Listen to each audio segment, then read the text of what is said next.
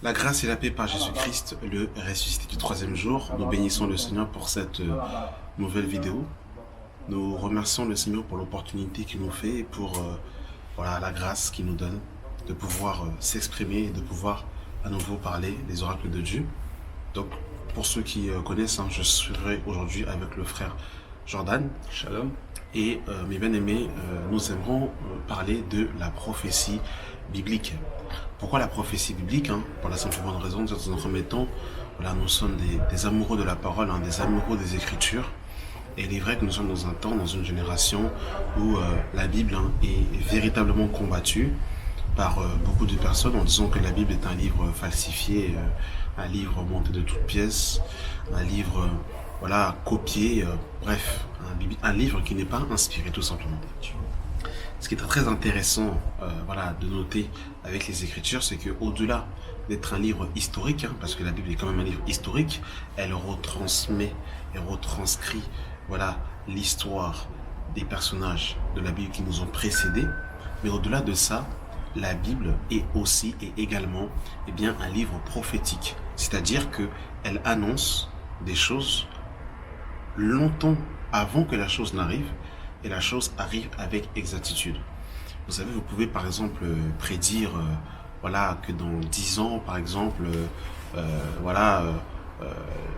la météo, le climat, par exemple, va se détériorer. Vous pourrez le dire comme ça. Mais la particularité des Écritures, c'est qu'elle est précise et exacte, et elle va dans les détails. Dans les détails, et elle ne tape pas à côté. Elle s'avère avec exactitude, et ça tombe pile en fait. Et c'est ça qui est très particulier, justement. Et on voulait justement aujourd'hui, avec le frère Jordan, vous parler de la prophétie biblique. Parce que c'est ce qui est fascinant. Aujourd'hui, on le voit avec la situation et la conjoncture actuelle, avec le vaccin, avec le pass sanitaire, avec le passeport vaccinal. Il y a 2 ans en arrière, je pense qu'aucun d'entre nous n'aurait pu penser que pour rentrer dans un centre commercial, il aurait fallu avoir un pass sanitaire, que pour aller manger dans un fast-food, là on parle même pas de restaurant, on parle dans un fast-food, il fallait en fait avoir un passeport, qu'il fallait avoir le pass sanitaire, ou en fait avoir en fait un test PCR qui est valable de 72 heures. On n'aurait jamais imaginé cela. Et aujourd'hui, pour prendre en fait un TGV, il faut le pass sanitaire. Pour aller dans un hôtel, il faut le pass sanitaire. Qui aurait pu imaginer il y a 2 ans que en France, dans le monde entier, pour pouvoir aller dans un centre commercial, il fallait avoir un smartphone qui soit scanné. Qui en vérité aurait pu prédire cela il y a 2 ans? Alors effectivement, on parlait dans les assemblées, Jésus revient, mais quand on voit ces choses arriver sous nos yeux, et quand on lit Apocalypse 13, où on nous voit que personne ne pourra ni acheter ni vendre sans la marque de la bête, quand même, c'est un livre qui date il y a quand même plus de 2000 ans, quand même, c'est clair. Et on voit avec exactitude ces choses en fait s'accomplir, et c'est là qu'on se dit, la Bible est quand même au-delà, n'est pas qu'un simple livre en fait. Ce n'est pas juste un livre historique, ce n'est pas juste un livre en fait où on nous dit de belles paroles. C'est ça. Un livre en fait avec des paroles à dormir debout. Et ça va au-delà de la couleur de peau de Jésus. C'est ça. Jésus blanc, Jésus noir, ça va au-delà de ça. Ça va au-delà des règles et des préceptes, ça va au-delà de la couleur de Christ. Là, ça nous parle en fait. En fait, on voit vraiment que l'initiateur de ce livre est dans le passé, dans le présent, dans le futur. Amen. Parce qu'en fait, dans les Écritures, on a le commencement du monde, on a ce qui se passe actuellement, et on a ce qui va se passer, frère. Je sais pas si on se rend compte. C'est-à-dire que si vous voulez savoir et connaître la destinée du monde, vous n'avez pas besoin d'être scientifique. C'est clair. Vous avez juste à lire ce livre. C'est vrai. Vous savez ce qui s'est passé. Vous savez ce qui est en train de se passer.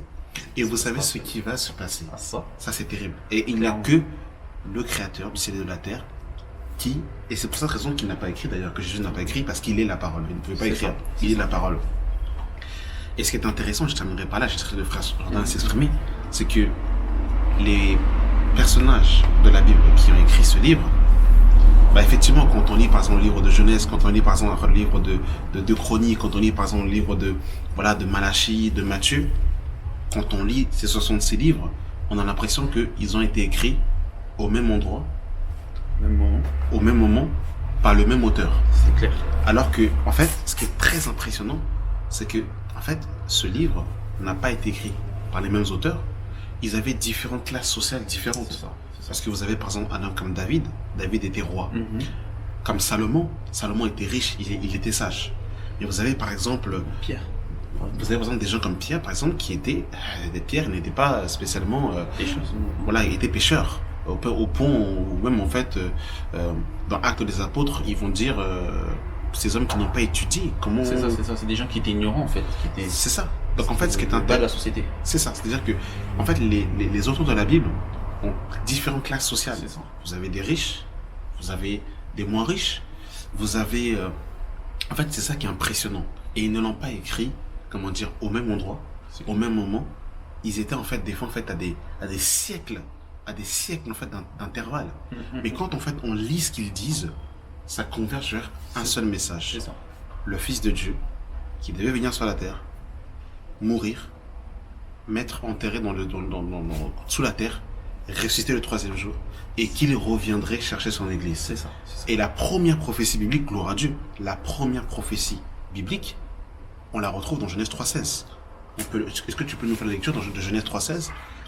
Ouais. Je mettrai mon inimitié entre toi et la femme, entre ta postérité et sa postérité. Celle-ci t'écrasera la tête et tu lui blesseras le talon. Amen. Donc là, en fait, dès la Genèse, frère, le Seigneur, il annonce déjà que, en fait, le Messie, donc Yeshua, Jésus-Christ homme, celui qui est venu de la descendance d'Abraham. Ça, c'est avant qu'Abraham ne soit. Bien sûr, là, il n'est même pas encore question d'Abraham. C'était Ève et Adam, quoi. C'est ça. Donc là, il n'y avait même pas encore, en fait, Enoch, tout ça. Là, en fait, on est en fait seulement au commencement. Et là, ici, dans cette prophétie, le Seigneur est déjà en train d'annoncer qu'il fallait que Jésus-Christ vienne par le biais d'une femme et qu'il allait écraser la tête du serpent. Donc là, en fait, dès Genèse 3,16, Genèse 3,15 à 16, on a déjà, en fait, le plan de l'humanité. Et c'est ça qui est terrible, en fait. C'est ça qui est terrible. Et ça, c'est la première prophétie des Écritures. Et toute la Bible est centrée sur ça. Et quand Jésus revient, c'est magnifique. Hein. Est-ce qu'on peut lire dans Apocalypse chapitre 1, verset 7? Le siècle des siècles. Et voici, il vient avec les nuées, et tout œil le verra, même ceux qui l'ont percé. Amen. Tu peux t'arrêter là, même ceux qui l'ont percé. Donc en fait, dans Genèse 3,15, on a vu que justement, celui qui allait venir d'une femme et qui allait en fait écraser la tête du serpent et qui allait être blessé au talon. Donc justement, à la croix, Jésus-Christ a été cloué à la croix. C'est ça. Et là, quand Jésus revient, on nous dit que celui qui vient, en fait, il est percé. Donc en fait, il y a en fait la croix, en fait. C'est ça. Donc en fait, la Bible, en fait, de Genèse à l'Apocalypse, nous parle de la croix. Et ça, vous pouvez le prendre Darby, Osterval, Summer, toutes les versions de la Bible que vous voulez. Le message est le même, en fait. Jésus-Christ devait venir être incarné en tant qu'homme, être crucifié à la croix, mourir, être ressuscité, et qu'il reviendrait. Et qu'il reviendrait. Donc en fait, le message, c'est ça. Et ce qui est terrible, c'est que je t'emmènerai pas là, parce que je suis désolé, mais en fait, la Bible ne parle que du retour de Christ. Parce qu'en fait, de Genèse 3,15, on nous parlait déjà de la venue du Messie. C'est clair. Dès Genèse 3,15, on nous dit que, en fait, un sauveur devait venir, en fait. C'est clair. Et d'ailleurs, même, Isaac va poser la question, en fait, à son père. Voici le feu et le couteau, mais où est l'agneau? Et Abraham dira, Dieu se pourvoira lui-même de l'agneau. Donc, il était en train de prophétiser la venue de Jésus. Maintenant que Jésus est venu, et bien, en fait, on nous annonce encore la venue le retour de Christ. En fait, la Bible ne parle que de la venue de Jésus. C'est ça. De Genèse, on nous parle en fait de la venue, que Jésus revienne. Et là, on nous parle encore du retour de Jésus qui va venir enlever l'église. Donc, on voit vraiment en fait que c'est terrible, frère. C'est grave. Et ça, le diable a voulu tuer le Messie. Je vais m'arrêter là. Qu'est-ce que tu en penses un peu? Parce que là, ça, c'est terrible, ça. Là, ça. C'est incroyable. C'est terrible, frère. Je te laisse un peu. Frère, c'est terrible. Qu'est-ce que tu en penses? Comme tu l'as dit, frère, il y a, par rapport à la Bible, en fait, la Bible a été écrite par différents auteurs. C'est ça. Des différentes castes. En plus, différents contextes. Hein. Parce que le contexte de Daniel, c'est pas le même que Moïse qui a écrit la Torah. C'est ça. C'est pas le même contexte que Pierre a écrit ses épîtres. C'est ça. Que Paul, etc. Même que Jean a reçu dans l'Apocalypse, lui qui était sur l'île de Patmos. Mais comme je l'ai dit, ça converge vers une seule ligne, le retour de Christ. Ouais. En plus, la Bible est écrite sur plus de 1300 ans. En commençant par Moïse jusqu'à Jean. Et on voit en fait que la Bible, quand je lis la Bible aujourd'hui, c'est le livre qui est le plus actuel en fait. Je peux lire Le Parisien, je peux lire L'Humanité, 20 minutes. En fait, la Bible, c'est un livre qui est intemporel. On peut comparer même la Bible à des livres qui datent depuis bien longtemps. D'ailleurs, c'est la première Bible qui est imprimée. Hein. C'est ça. La première Bible imprimée, c'est une Bible. Par Gutenberg. La Bible de Gutenberg. En 1535, je crois. 1500, ouais. Donc, on voit en fait clairement que la Bible, c'est le livre d'actualité par excellence. On peut regarder les JT, mais rien ne sera exact comme la Bible. Il faut savoir une chose. Et il y a un truc intéressant, c'est que regardez ce que le Seigneur Jésus va nous dire en fait dans Matthieu. Je sais pas si tu peux lire, frère. Petit frère, tu peux lire en fait Matthieu 16 du verset 1 à 3, s'il te plaît. Les pharisiens et les sadduciens abordèrent Jésus et pour les prouver lui dirent de leur faire voir un signe venant du ciel. Jésus leur répondit, le soir vous dites, il fait beau, car le ciel est rouge, et le matin il y aura l'orage aujourd'hui, car le ciel est un rouge sombre. Hypocrite, vous savez discerner l'aspect du ciel, et vous ne discernez pas les signes des temps. Amen. Donc, on voit en fait que le Seigneur Jésus s'adressait aux pharisiens en leur disant que ils savent en fait reconnaître la météo, c'est comme aujourd'hui. Hein. Vous savez, la Bible, et en fait, c'est ce qui s'est passé hier, hein, ça se passe aujourd'hui. Comme le Salomon disait, il n'y a rien de nouveau sous le soleil dans Ecclésiaste 1, verset 8. Il n'y a rien de nouveau sous le soleil. Donc, ceux qui se ramènent là-bas, ça se ramène aujourd'hui aussi. C'est quand même grave, non? C'est-à-dire qu'à l'époque des pharisiens, il y a 2000 ans, ils pouvaient connaître la météo. Aujourd'hui, les hommes peuvent savoir, en fait, donner des pronostics par rapport à quel temps il y aura. Mais, ils peuvent pas dire ce qui va se passer dans 2 ans. Comme le frère disait tout à l'heure, 2019 c'était la dernière bonne année. On se disait, 2020 ça va être une bonne année. Mais quand on arrive à 2020, confinement, deuxième confinement, 2 confinements, là 2021, vaccin, confinement, c'est quand même terrible quoi. Donc il y a 2 ans on pouvait pas pronostiquer en fait ces choses, on pouvait pas prédire ces choses. Mais par contre, nous qui sommes en Christ, nous pouvons discerner quoi frère? Les signes des temps. Donc c'est-à-dire que la Bible nous permet en fait de discerner les signes des temps. Les pharisiens, eux, ils n'ont pas pu saisir les signes des temps, mais nous avons pu saisir les signes des temps. Donc ça veut dire qu'en vérité, aujourd'hui, la prophétie en fait nous sert à connaître en fait. C'est comme une boussole en fait. C'est ça. À comprendre en fait dans quel temps nous sommes en fait. C'est ça. Et dans quelle direction nous devons nous diriger. C'est ça. Soit en fait on se prépare en fait pour la venue de notre Seigneur. Soit on reste en fait concrètement à l'enlèvement. Il y a ces 2 dispositions. C'est ça. Donc c'est ça en fait que je comprends en fait que la prophétie c'est vraiment pour nous en fait nous situer en fait dans le temps dans lequel nous sommes. Et comme le frère disait, en fait en voyant avec tout ce qui se passe actuellement, le vaccin, le pass sanitaire, même le Covid, la gestion du Covid, même vous savez, je sais pas si vous avez vu, mais actuellement mes frères et sœurs, au jour où on tourne la vidéo, il y a eu beaucoup en fait dans les semaines qui nous ont précédés des événements climatiques. Il y a eu un tremblement de terre en Haïti. En Algérie, par exemple, il y avait des incendies incroyables. En Tunisie aussi. Je crois que c'est au Maroc aussi. Donc la terre est en ébullition. La terre est en ébullition. Il y avait même en Allemagne, en Europe, dans certains pays, en Turquie aussi, des crues incroyables. Il y avait en Chine aussi. En Chine, des inondations. Donc on voit en fait que le monde, en fait, soupire en fait les douleurs de l'enfantement, comme il dit dans Romains 8. Donc on voit en fait clairement que nous sommes dans le temps où nous devons avoir la révélation en fait des fils de Dieu en fait. Clairement en fait nous sommes dans le temps là où les bien-aimés, on va pas vous parler en fait des choses de la terre en fait, comment avoir vos papiers, comment avoir en fait comment impacter dans son environnement, non bien-aimés, là c'est le temps où nous devons discerner en fait à quel moment nous sommes afin de nous préparer en fait pour la venue de Christ. Je sais pas ce que tu en penses frère. Oui mais non mais c'est une très belle introduction en tout cas en fait on peut même lire un passage dans l'Apocalypse hein. Dans Apocalypse 19 à partir du verset 10 il est écrit et je tombais à ses pieds pour l'adorer. Mais il me dit, garde-toi de le faire, je suis ton compagnon de service et celui de tes frères qui ont le témoignage de Jésus. Adore Dieu, car le témoignage de l'esprit, car le témoignage de Jésus est l'esprit de la prophétie. Ça, frère, c'est terrible, frère. Le témoignage de Jésus, c'est l'esprit de la prophétie. Donc en fait, le soubassement de la prophétie, c'est Christ. Ça, c'est terrible, frère. Donc en vrai, toute prophétie qui n'a pas base, qui n'a pas pour base et pour soubassement Yeshua, frère. C'est pas c'est du l'antéchrist. En fait, cette prophétie va produire le fruit de la chair. C'est ça. Va produire l'orgueil en fait. C'est ça. Parce qu'en fait, l'esprit de la prophétie a pour soubassement Yeshua, de révéler Jésus en fait. Comme on a vu en fait que la première prophétie de ce livre en fait était basée sur Christ lui-même en fait. Donc si je comprends bien, si par exemple Jean, en fait, quand il a reçu l'Apocalypse, c'était pour discerner les temps et tout.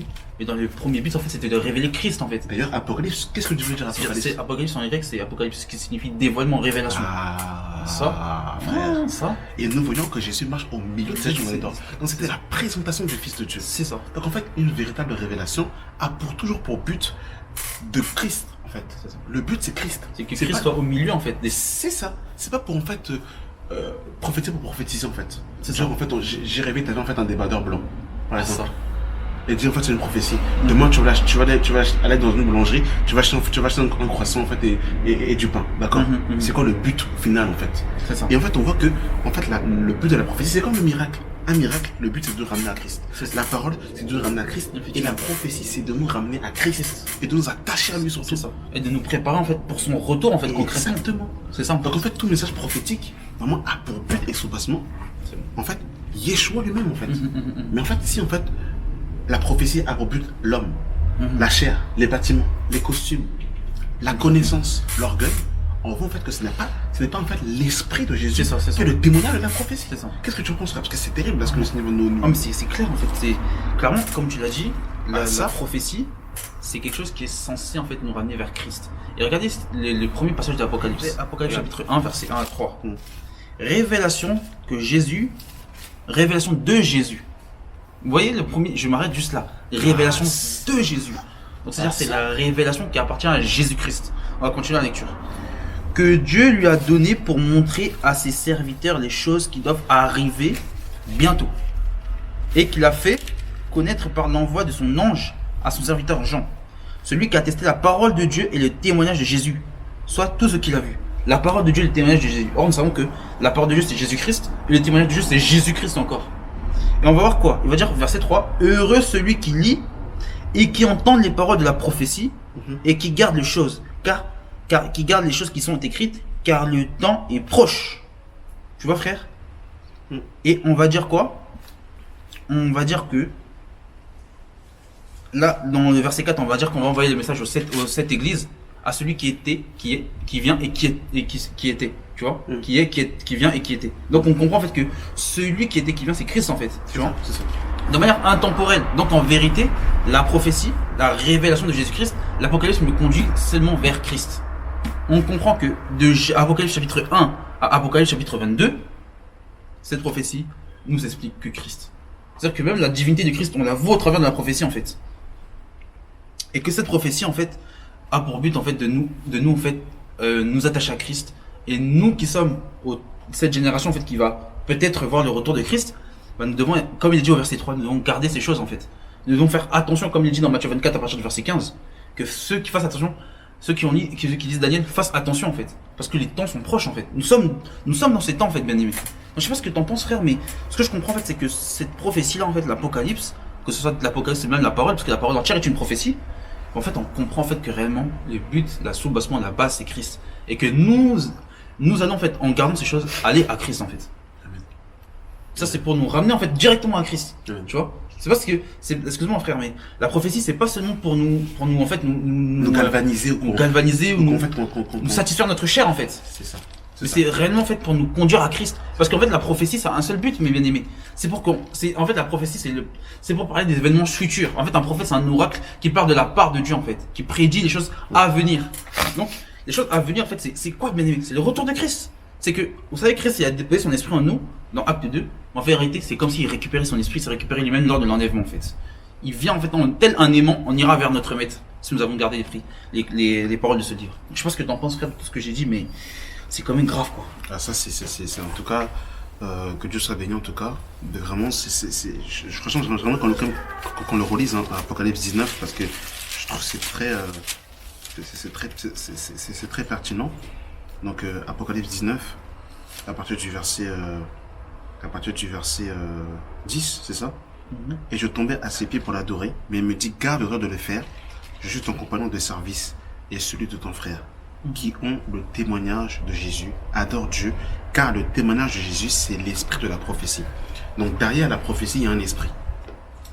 Après, c'est terrible, frère. Donc en fait, derrière la prophétie, il peut y avoir l'esprit de l'erreur aussi. C'est ça. Comme en fait les prophètes de Baal, qui ont donné une prophétie littéralement. Ils ont prophétisé. en disant en fait comment dire en fait, en disant en fait à Akab, pardon, dans le livre de 2 rois, là-bas, qui pouvait en fait aller en guerre. Mais derrière en fait, la prophétie qu'ils ont annoncée, il y avait clairement en fait, comment dire en fait, l'esprit de mensonge. Effectivement. Donc en fait, derrière en fait la prophétie, il y a un esprit. Donc vous voyez que nous ne disons pas que la prophétie n'existe pas. D'ailleurs, on pourra même en fait citer quelques exemples. Je ne sais pas si on s'en rend compte. Daniel, et ce qui est très intéressant aussi, c'est que la prophétie s'emboîte avec l'histoire. C'est-à-dire qu'en fait, l'histoire du temps présent. C'est-à-dire que quand par exemple on lit le livre de Daniel, Daniel va prophétiser les 4 bêtes. Quand vous lisez Daniel chapitre 7, vous avez justement la description des 4 bêtes.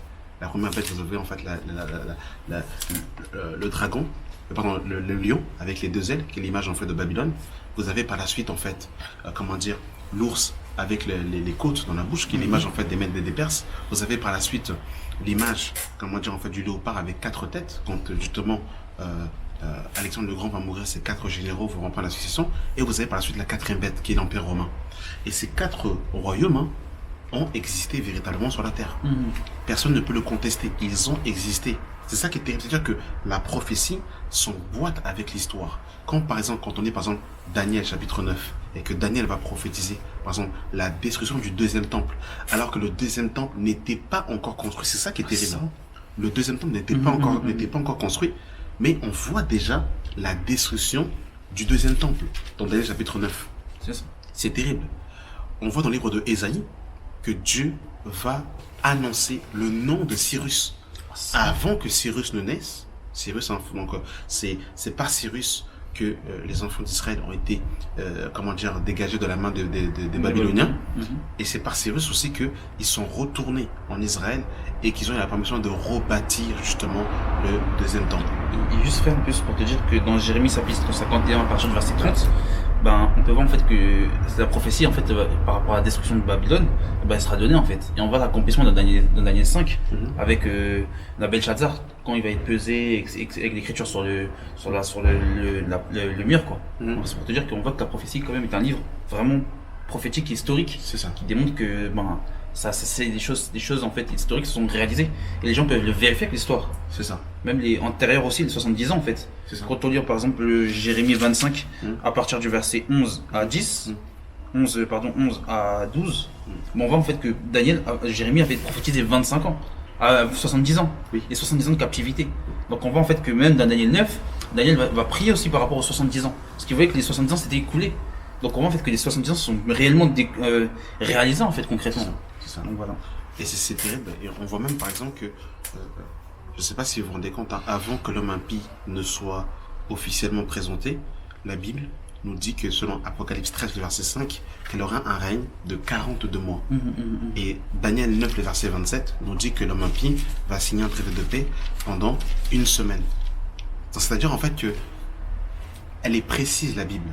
Elle va droit au but. Elle ne tergiverse pas. La Bible se permet, c'est terrible, de dire que Jésus va naître à Bethléem. Précision en fait. La Bible est précise. Précise. La Bible dit que Jésus va revenir sur le mont des Oliviers. C'est-à-dire que elle dit pas juste il va revenir en Israël. C'est ça. Elle dit il va poser. Juste revenir tout court. Juste revenir. Elle dit il va venir sur le mont des Oliviers. C'est ça. C'est quand même terrible. La localisation en fait elle est claire en fait.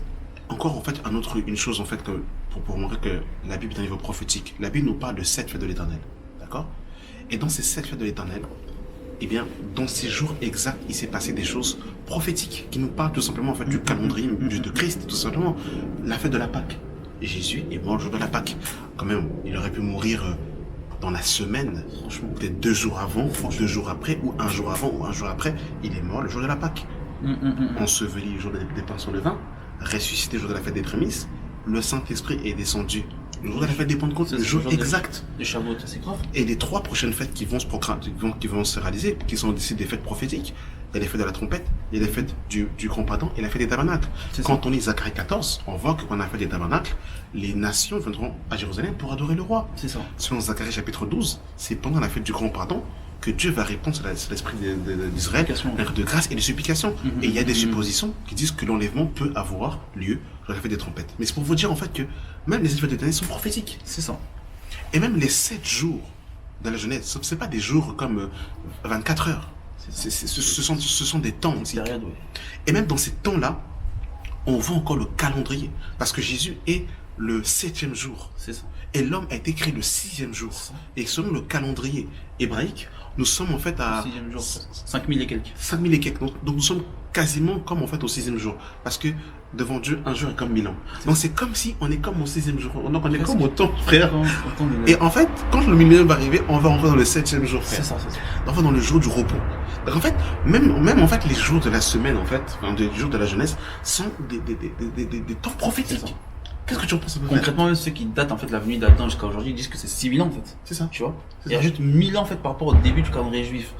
En fait, c'est comme si on était déjà au 6e jour en fait actuellement et qu'on est apte en fait à parler à rentrer dans le 6e jour. En fait, et aussi les frères et sœurs, C'est terrible, c'est terrible. vous pouvez vérifier juste avant que je parle vite fait en fait des 70 semaines de Daniel. Je vais parler maintenant des 70 semaines de Daniel parce que c'est quelque chose qui est cool quoi. C'est trop important. Et quand on regarde les 70 semaines de Daniel, on voit en fait que juste avec les 70 semaines de Daniel, je vais pas en fait être précis. Mais en fait, on voit que les 7 années avec les 7 années, ça fait 7 ans, plus les 62 années, après ça fait 69 semaines, donc ça fait 483 ans.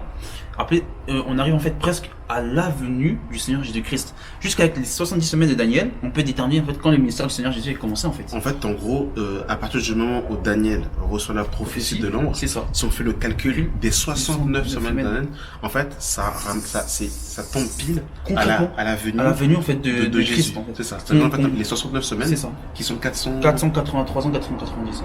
En fait, entre le moment où Daniel reçoit la prophétie de l'ange, en fait, il y a 483 à peu près. 483 ans. Et ça nous ramène en fait à la venue de Messie. De Christ. C'est terrible. Et on dit que c'était vers entre l'an 444, 445 je crois, jusqu'à l'an 27 en fait, parce que l'an 0 ça n'existe pas. On dit que Christ est né en moins 4. Donc entre l'an 26 et l'an 27 qu'on détermine en fait le mystère de Christ en fait. Et sans te couper, toujours dans la même continuité, il y a un témoin en fait, au-delà de la Bible en fait, c'est Flavius Joseph. Flavius Joseph qui a déterminé en fait. C'est ça.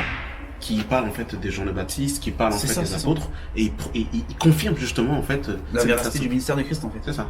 Flavius Joseph qui est un historien en fait du premier siècle, juif. Donc on comprend en fait que la Bible est un livre précis. Et je vais aussi exprimer en fait, c'est dans une autre facette en fait la notion en fait que des païens ont. Vous pouvez vérifier sur internet, il y a l'horloge de la fin du monde. Vous savez, les païens ont fait une horloge de la fin du monde par rapport en fait aux bombes nucléaires, à tous les événements en fait mondiaux qui se déroulent. En fait, aujourd'hui, à l'heure où nous faisons cette vidéo, nous sommes à 23h58. C'est-à-dire que les païens eux-mêmes ont cette notion en fait de fin du monde. Ils ont rajouté en fait une heure. Avant, l'année dernière, en 2020, t'as 23h57, 2021, 23h58 parce que par rapport à la gestion en fait du Covid. Donc ils se disent qu'en fait, on arrive à minuit, c'est la fin du monde. Or, ça nous rappelle quoi, frère? Matthieu 25, on cria Allah la rend. Voici l'époux. Au milieu de la nuit, on cria Allah à sa rencontre. Voici l'époux. Dans Matthieu 25. On va même dans Marc 13, où le Seigneur dira en fait qu'ils viendront en fait à différentes veilles de la nuit. Et dans Marc 13, verset 35, je crois bien. Si tu veux qu'on le prenne. Tu peux le prendre. Marc 13, verset 35, il dit regardez ce que le Seigneur dira.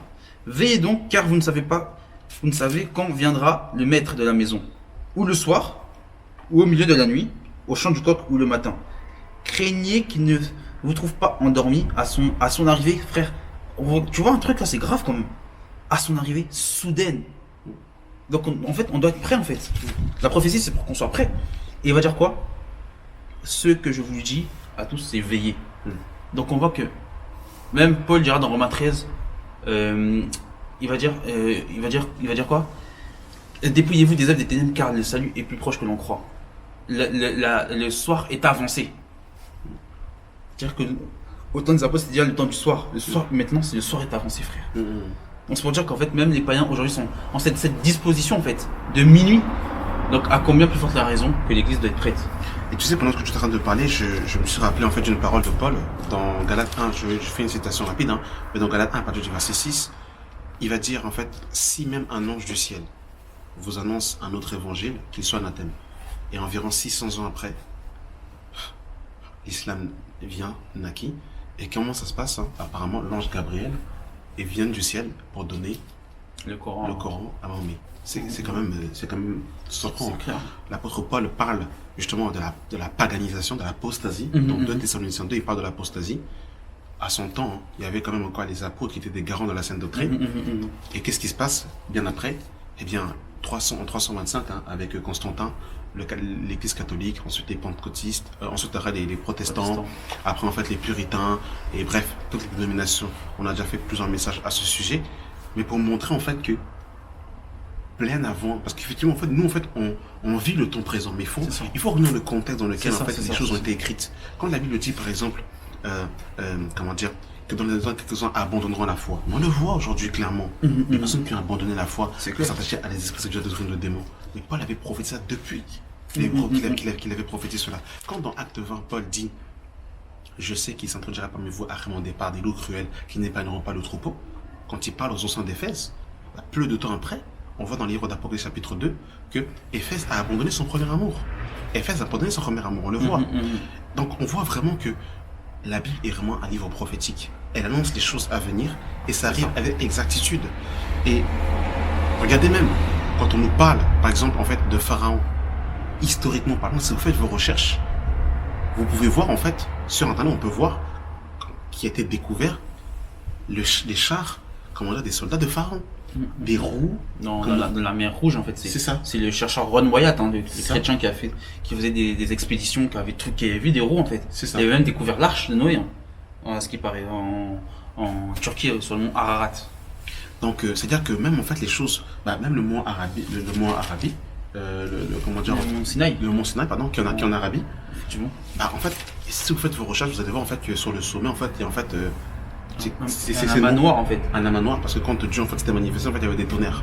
Donc en fait, c'est vraiment terrible en fait de voir en fait que la Bible en fait en vérité elle est exacte en fait, elle est exacte et en vrai vaut mieux être du côté de la Bible parce que tout ce qu'elle annonce ça avère exact. En fait tu te rends compte que la Bible, frère, okay. En fait concrètement tu te rends compte que la Bible en fait, frère, elle avait tout prédit d'avance en fait. C'est la venue de l'islam, l'apostasie. Et ben tu vois, quand on lit même 2 Timothée 3, à partir du verset 1, je crois à 3, en fait, Paul va décrire dans les derniers jours le comportement en fait des hommes.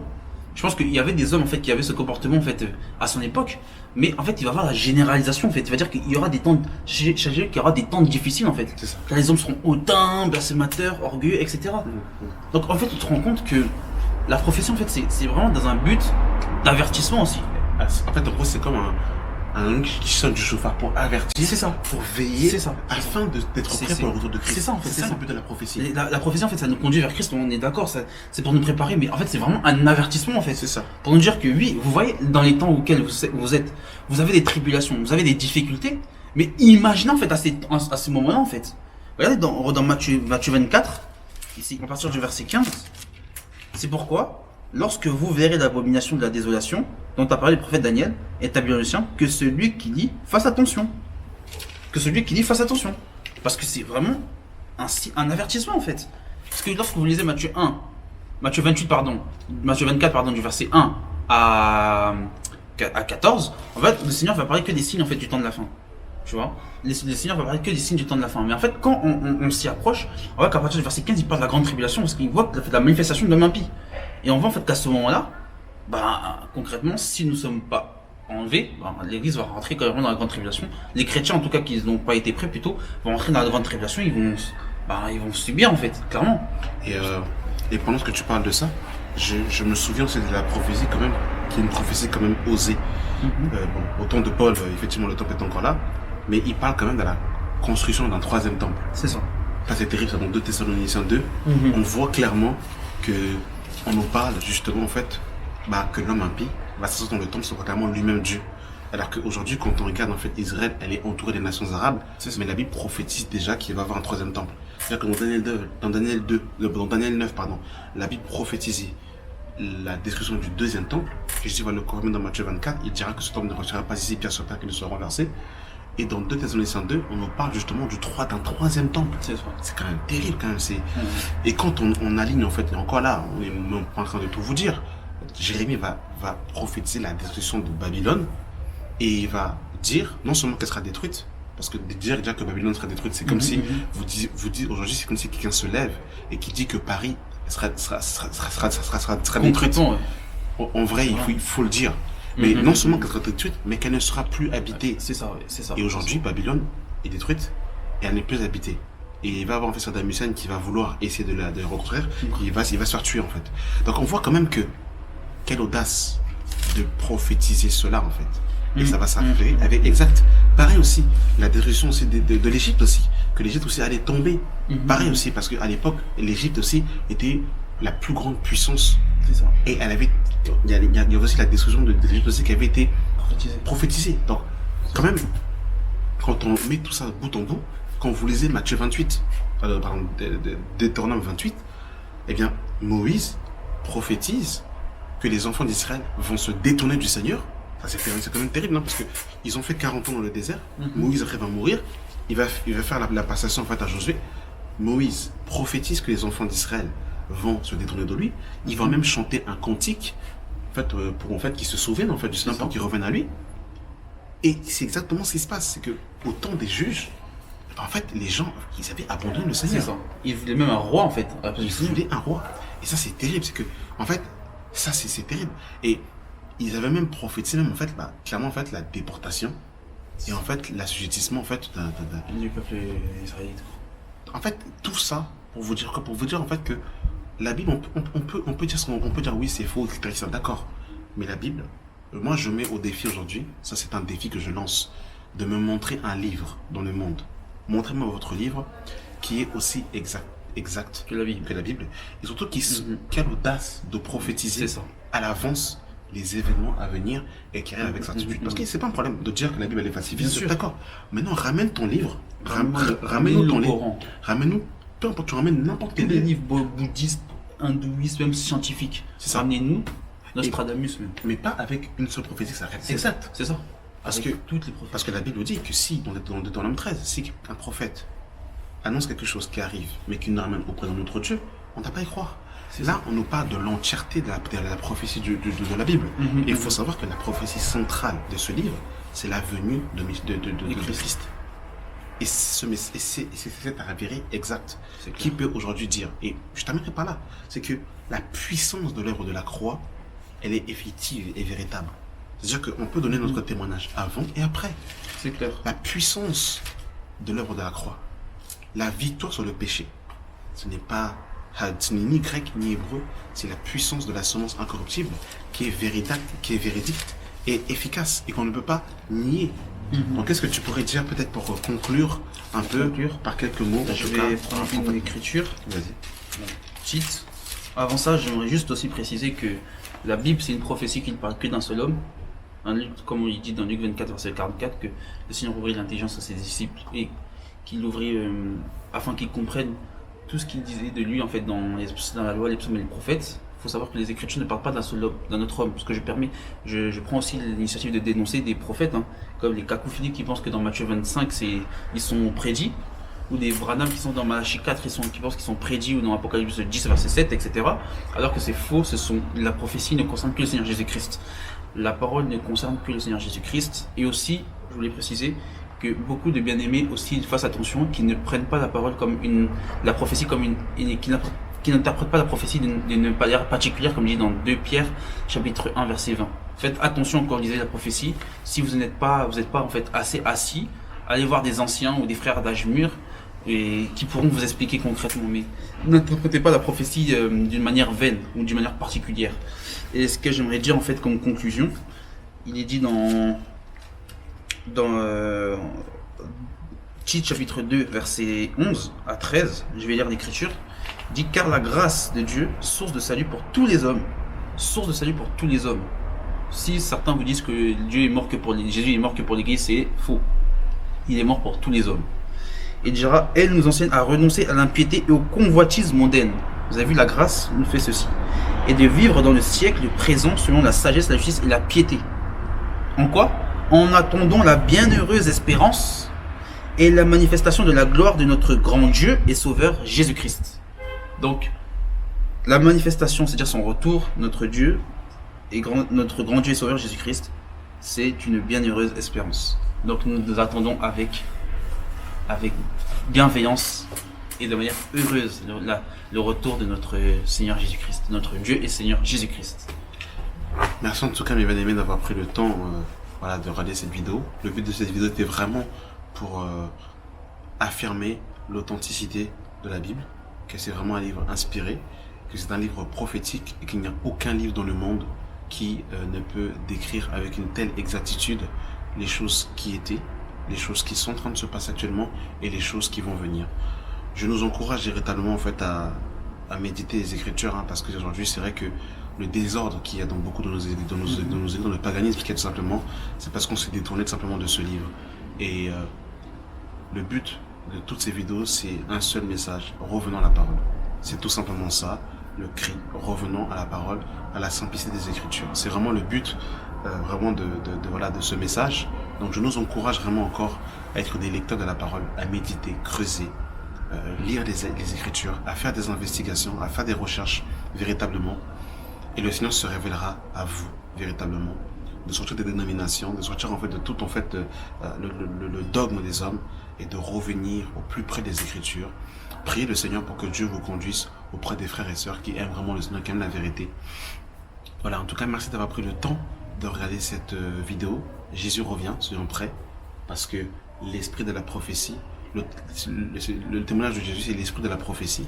Donc vraiment, attachons-nous vraiment à la prophétie qui exalte un seul homme, Jésus-Christ de Nazareth. La grâce et la paix soient sur vous, au nom de Jésus. Amen. Et comme dirait Paul, Maranatha. Amen.